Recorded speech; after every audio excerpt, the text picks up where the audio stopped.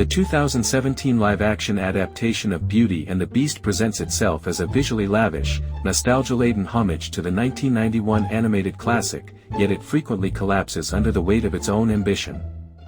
From the very beginning, one is confronted with a film that seems to have consulted the dictionary for opulence, and then decided to apply it indiscriminately to every frame.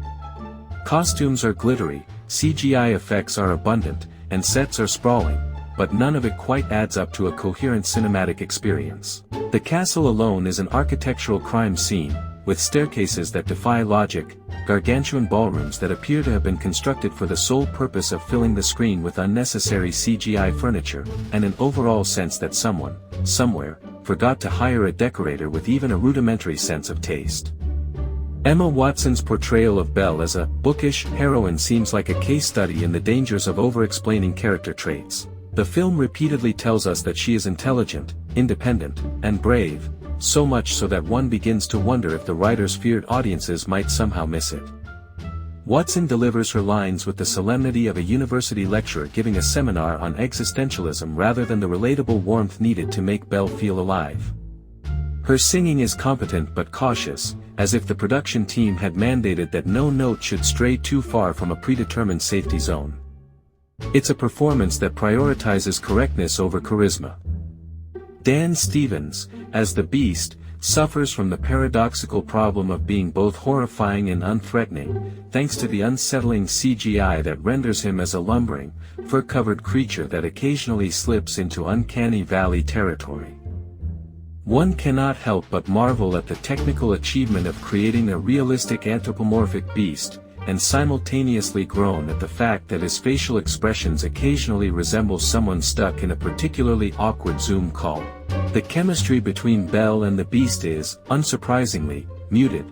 It is difficult to feel romantic tension when half of your scene partner is effectively a 7-foot-tall animatronic lion with a penchant for dramatic pauses. The supporting characters, meanwhile, exist in a peculiar limbo between homage and caricature. Luke Evans' Gaston is pumped up with hypermasculine bravado but is reduced to comic book villainy, complete with monologues that feel like they were drafted during a caffeine-fueled brainstorming session. LeFou, portrayed by Josh Gad, is perpetually cheerful, serving as a walking reminder that comic relief in modern live-action adaptations has been hollowed out to its blandest, most inoffensive form. His occasional moments of subtlety are drowned in a flood of physical comedy that never quite lands. Musically, the film treads water, offering faithful renditions of the animated hits but with a grandiosity that drains their emotional impact. Songs that once sparkled with energy now lumber along, orchestrated to the hilt, as if the soundtrack itself were trying too hard to convince the audience that this is not just a retread but a masterpiece. The new song, supposedly meant to deepen character motivation, lands flat, a reminder that injecting modern sentimentality into a classic tale is often less illuminating and more laborious. The plot itself, a familiar fairy tale scaffold, is burdened with unnecessary exposition. The backstory of the prince's transformation, the politics of the provincial town, and the inexplicable housekeeping dynamics of talking household objects are all presented with the urgency of a term paper rather than the light touch of a fairy tale. The film clearly fears that the audience might not grasp the simplicity of the story without relentless verbal reinforcement, and thus dialogue becomes a conveyor belt of obviousness.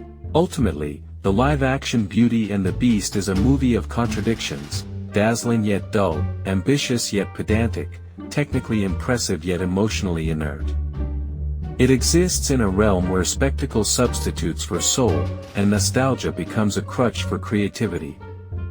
One leaves the theater marveling at the sheer effort and resources poured into the production, while quietly wondering why a tale about love and redemption has been transformed into a glitzy exercise in cinematic caution.